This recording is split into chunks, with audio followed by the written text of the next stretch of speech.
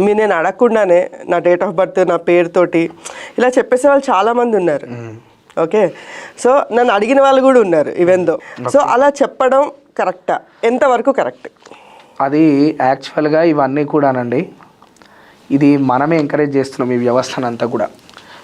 ఏదో చెప్పినటువంటి విషయాన్ని పట్టుకొని దాన్ని ఆచరిస్తూ ఏ పూజలు పడితే ఆ పూజలు చేస్తూ, ఇప్పుడు వారాహి నవరాత్రులు కూడా ఉన్నాయండి ఎగ్జాంపుల్. అందరు ఎవరు పడితే వాళ్ళు చేయకూడదు వారాహి. దానికి కొన్ని నియమాలు ఉన్నాయి, కొన్ని జప నియమాలు ఉన్నాయి, కొన్ని అనుష్ఠానం తీసుకోవాలి.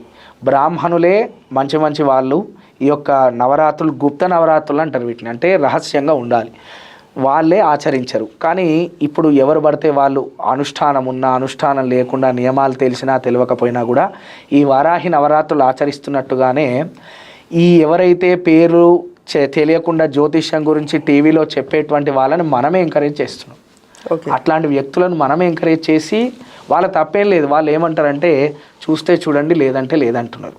చూస్తే వాళ్ళది కదా తప్పు, మరి ఎంకరేజ్ చేసే వాళ్ళది కదా తప్పు. మరి మనం ఎందుకు ఎంకరేజ్ చేయాలి? మన జీవితం గురించి ఒకడు చెప్తేనే బాగుంటుంది అనేటువంటి జీవితం మనకి ఎందుకండి? అసలు అనవసరం కదా.